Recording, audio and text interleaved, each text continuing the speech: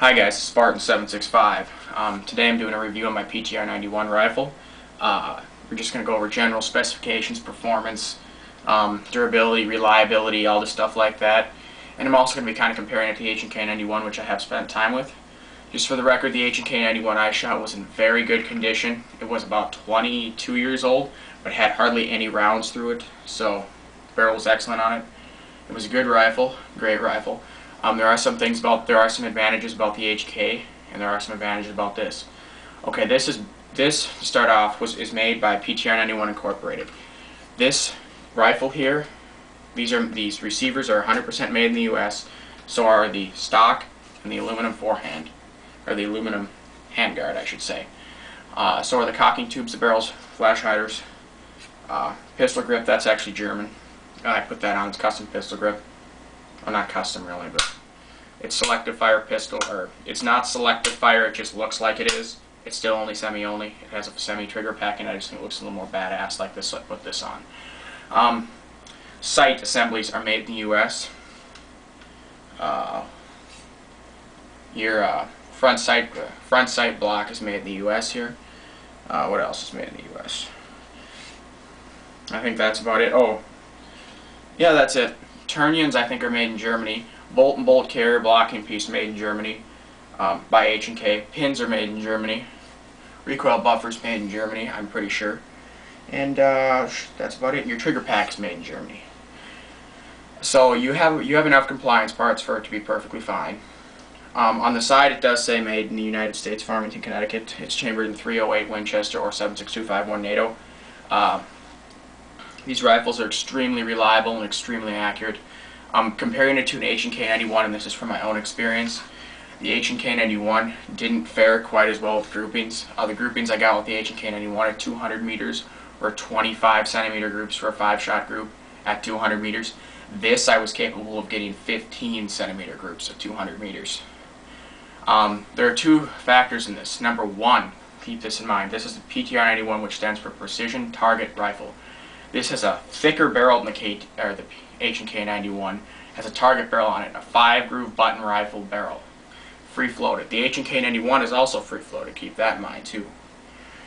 But this has a thicker barrel on it, has a match-grade target barrel on it. So that's the reason why it is more accurate than the H&K-91.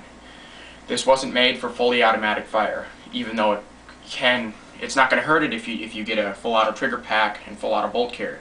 Keep in mind, you have to have the proper licenses to do that. You do that without proper licenses, you go to jail forever.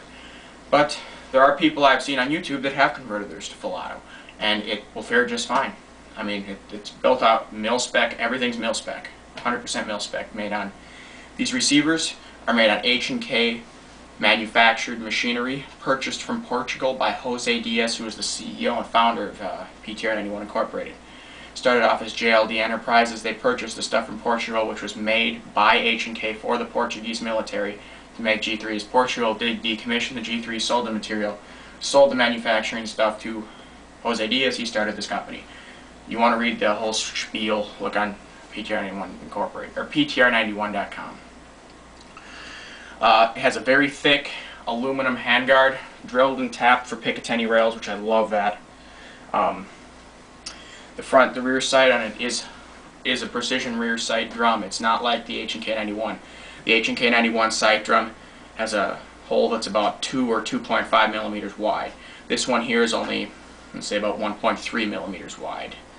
Yeah, probably about 1.3, 1.4 millimeters wide.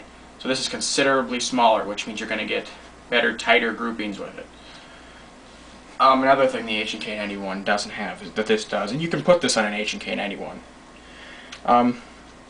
This easy adjust for windage. You just loosen the screw and you twist it. You don't need a screwdriver to adjust for windage. Well, to loosen it so you can adjust, you do. But other than that, I mean, it's pretty much the same thing as the H&K-91 if you exclude the barrel and the rear sight. These guns are capable of being as accurate as bolt-action rifles. These are roller-delayed recoil-operated firearms, which means that they are technically recoil-operated. There is no gas system. But these rollers in the bolt, if you want to know how it works, watch my How It Works video. There's rollers in the bolt that go out inside the turnion, and they prevent the bullet from blowing back right away. It's delayed. The bullet blowback is delayed. The bullet is already about 15-20 meters in front of the barrel at the time it blows back. So technically it's just like shooting a bolt action rifle. Everything's tight right in there until the bullet's gone from the barrel. That's what makes this rifle incredible. Another thing that makes this rifle incredibly accurate. Recoil buffer in here. Because it's roller delayed blowback and it has a really nice recoil buffer in it, I think for a stock buffer anyway, the recoil on it isn't that bad. And you can get enhanced buffers for these things. It's kind of like an AR-15 buffer, but not really. In a sense, it is kind of the same thing. You can take it in with a recoil, with an AR buffer, you just swap out the springs. But this here, you can take the whole buffer assembly out. You can get enhanced ones. So this thing will literally feel like it has almost no recoil. But this, with the stock buffer, recoil isn't that bad. It's way less than a FAL or a M14, from my experiences. It's a very nice, very nicely well-made rifle. These are not cheap. These are $1,500 at the time I bought it. That was back when Obama was new in office and everything like that, so they're a little more expensive back then. But they are not cheap. They're one of the more expensive G3 style rifles you can buy. The cheaper one would be the Centme, made by Century, which is like $400, and that's a complete piece of cat shit. I shot one of those too. It's pretty much worthless. Not free-floated barrel, not accurate at all. You can't adjust the sights, the rear sights. They're just retarded. You can adjust the front sight by twisting this little screw inside there, and that's kind of retarded. Other than that, I'm very, very satisfied with this rifle. All of the weight on it, it weighs 5 kilograms loaded. Weighs 5 kilograms loaded, steel mag. 20-round steel mag. So, and weighs 4.9 kilograms. And this was on a scale, it wasn't like a precision scale, but, well, it was right on, but it's not going to go anything past 1 decimal point. This weighed 4.9 kilograms loaded with a steel mag. The difference in these two mag weights is only about 300 grams, or about 300 grams, I'm going to say. Not much. So it is up there in the weight, but keep in mind it's a battle rifle. The H&K91, from my experience, was lighter than this. A little bit, not much. H&K91 weighed about, say, 4.5 kilograms.